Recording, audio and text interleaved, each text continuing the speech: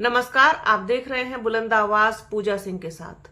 दोस्तों, हरियाणा चुनाव के नतीजों के बाद से बसपा में अब मंथन का दौर शुरू हो गया है।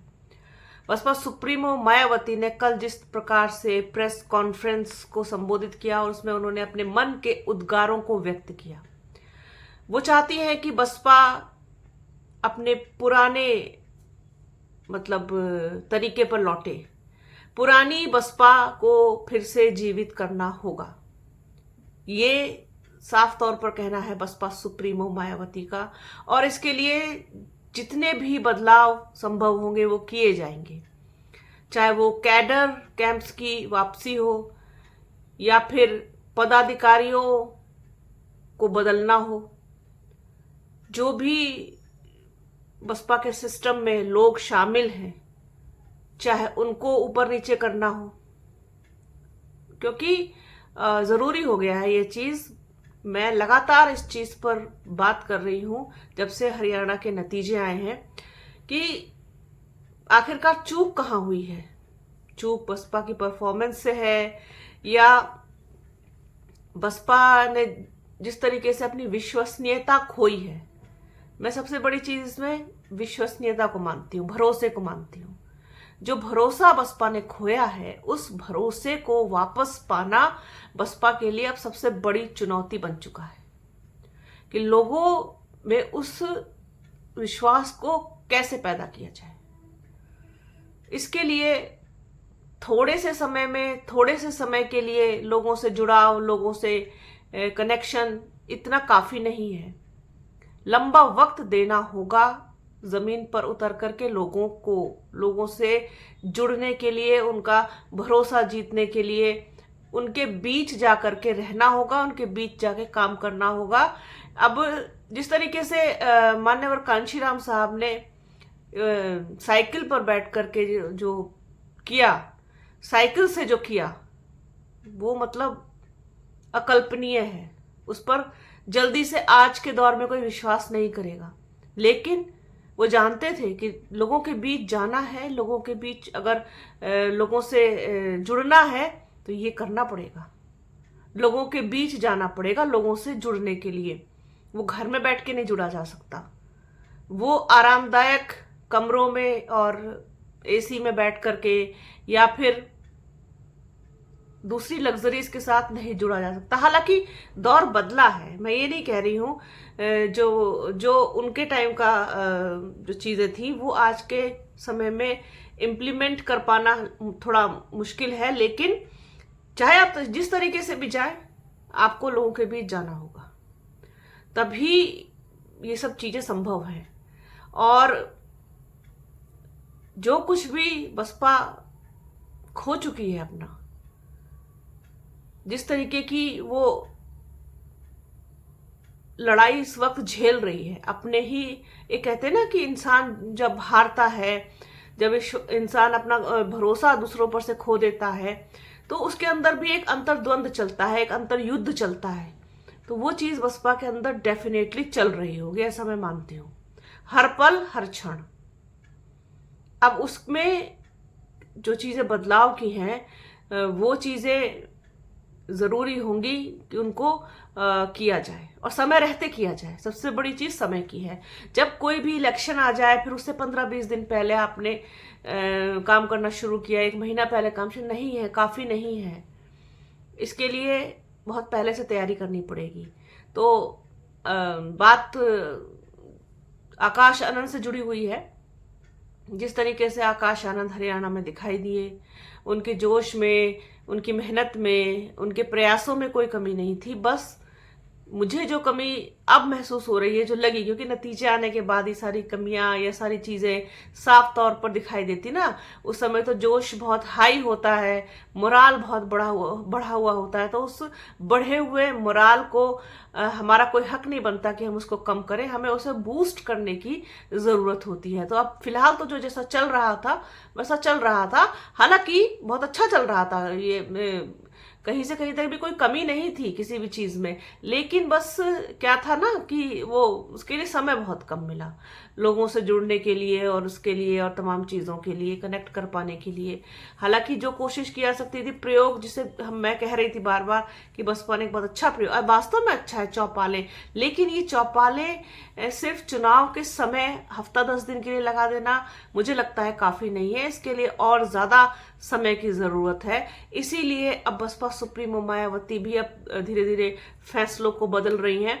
आकाश आनंद को दिल्ली की भी जिम्मेदारी दे दी गई है। आकाश आनंद वहां पर फ्री हैंड होकर के काम करेंगे और साथ ही साथ वो टिकटों के वितरण में भी अब दखल करेंगे। ये अधिकार उनको वहां पर दिया जा सकता है, ऐसा सूत्रों के हवाले से खबर है कि टिकटों को लेकर के भी आकाश आनंद की मंजूरी अब जरूरी होगी कि किन लोगों को टिकट दिया जाए। ये एक अच्छा संकेत है, अच्छी सूचना है कि उनके सारी चीजें उनके संज्ञान में रहेंगी कि कौन व्यक्ति किस तरीके से चुनाव लड़ सकता है और ये क्या रिजल्ट देगा। यही चीजें आगे और भी जगहों पर इम्प्लीमेंट हो तो और ज्यादा बेहतर होगा। इसी तरीके के जो बदलाव हैं वो बहुत ज़रूरी है। बदलाव, सबसे बड़ी बात तो ये है कि जो आम समर्थक है बसपा का, जो कोई पदाधिकारी नहीं है, कोई किसी पद पर नहीं है, लेकिन फिर भी समर्थक है क्योंकि वोटर्स तो है ही है ना, तो वो समर्थक अपने नेता से नहीं मिल पाते हैं, शीर्ष नेतृत्व से नहीं मिल पाते हैं, तो उन वो कैसे अपनी बात को पहुंचाएं। और जो मीडिएटर्स हैं वो बात पहुंचने नहीं देते हैं। मैंने खुद महसूस किया, मैं मेरठ की जो अपनी इकाई है उसको जानती हूँ, वहाँ तमाम मैं ऐसे नौजवानों को जानती हूँ जो बसपा के वोटर हैं, बसपा के समर्थक हैं और बहुत नौजवान हैं, और उसके बावजूद वो संतुष्ट नहीं है बसपा से और बसपा की कार्यशैली से, क्योंकि उनको अपनी बात ऊपर तक पहुंचाने का कोई मौका नहीं मिलता। जो जिले की इकाई है वो किसी भी तरीके से सही काम नहीं करती है। इसी तरीके की तमाम शिकायतें और दूसरी जगहों से भी समय समय पर आती रही हैं। ये एक बड़ी चीज है कि आप अपने नेता से नहीं मिल सकते, आप अपने शीर्ष नेतृत्व से नहीं मिल सकते, आप किसी जिम्मेदार व्यक्ति से मिल करके अपनी बात नहीं पहुंचा सकते, तो इससे बहुत मनोबल गिरता है इंसान का। वो फिर सोचता है चलो हटाओ, अब सामने जो विकल्प दिखे हम उसके साथ जाएंगे, क्योंकि हमारी बात सुनने वाला ही कोई नहीं है। कोई कब तक वो कहते हैं ना कि नक्कार खानों में तूती की आवाज किसने सुनी, तो ये बेचारे बस बोलते ही रह जाते हैं, इनकी आवाज कोई उठाने वाला नहीं, कोई सुनने वाला नहीं। आकाश आनंद का जो मिस कॉल वाला प्रोग्राम था वो देखिए कितना सक्सेसफुल रहा, लेकिन वो आगे बढ़ नहीं पाया। उसको बढ़ाने की जरूरत है, आईटी सेल को मजबूत करने की जरूरत है, सोशल मीडिया पे और ज्यादा एक्टिव होने की जरूरत है। ये सारी चीजें हैं जो बसपा के लिए बहुत जरूरी हो गई है और उसकी बेहतरी के लिए ये सही है। तो आकाश आनंद को जिस तरीके से दिल्ली में अब एंट्री दी गई है, हालांकि अब निगेटिव खबरें चलाने वाले तो आकाश आनंद के लिए बारे में बोल रहे हैं, क्योंकि वो तो हर हारने वाले के बारे में इस तरीके से बोलते हैं कि हरियाणा में आकाश आनंद नहीं चले, वो फेल साबित हो गए। अरे तो फेल तो वहां पर सभी साबित हो गए, जो 37 सीट लेकर के आए फेल तो वो भी हो गए, उससे क्या फर्क पड़ता है। जीत और हार तो मायने रखती है ना, तो जो जीता है वही सिकंदर है। सबसे बड़ी बात तो यही है। तो बीजेपी वहां जीत गई है और इसमें कोई शक नहीं है। वो जब हारे हैं तो वो बाद में लकीरी पीटते रहे, फिर वो चाहे कांग्रेस हो, जेजेपी हो, एएसपी हो, आम आदमी पार्टी हो, इनेलो हो, बसपा हो, कोई भी हो तो ये सारी चीज तो चलती रहेंगी। अब अभी जैसे वो होता है ना मैच में, क्रिकेट मैच में, कि जब चल गया कोहली का बल्ला तो फिर कोहली है, या फिर शर्मा रोहित शर्मा, और नहीं चले तो फिर उनकी अगले दिन को उनका पूरी आलोचना छप जाती है, चाहे वो अखबार हो चाहे सोशल मीडिया हो। या 1-2 मैच में नहीं चले, लगातार नहीं चले, तो फिर उनको क्रिटिक्स का सामना तो करना ही पड़ता है। तो ये तो चाहे वो नेता हो, चाहे अभिनेता हो, चाहे खिलाड़ी हो, जो सेलिब्रिटी हैं, वो तो इन सब चीजों को फेस करने की उनको जो है आदत सी पड़ जाती है और वो उनके रूटीन में शामिल हो जाता है। तो इससे कोई फर्क नहीं पड़ता कि आकाश आनंद कहाँ फेल, अरे वहां अच्छे फेल हो गए।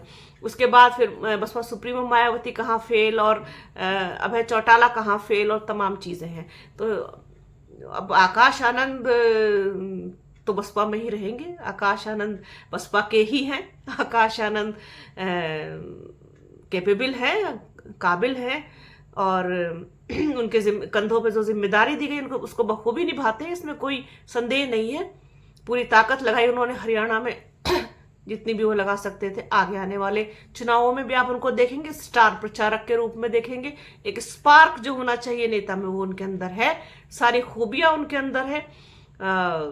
बस एक मौका सही लग जाए, मौके पर चौका, तो सारा खेल खड़ा हो जाता है। वही चीज है, उसी चीज का इंतजार है। तो प्रयास करते रहना जरूरी है, और इंसान का कर्म और धर्म दोनों यही है कि प्रयास किया जाता रहे और प्रयास जारी रहना चाहिए, और उसका फल भी एक ना एक दिन फिर जरूर मिलता है और मीठा मिलता है। ये बात उतनी ही सच है जितनी कि हम और आप सांस ले रहे हैं, ये उतनी सच है।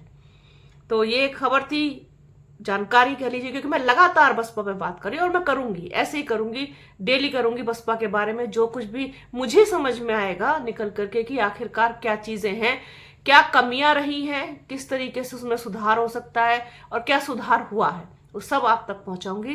तो बने रहिए आप बुलंद आवाज के साथ। हमारे चैनल को लाइक कीजिए, शेयर कीजिए, सब्सक्राइब कीजिए, बेल आइकन जरूर दबाइएगा, वीडियो को अंत तक पूरा जरूर देखिएगा, ज्यादा से ज्यादा शेयर कीजिएगा।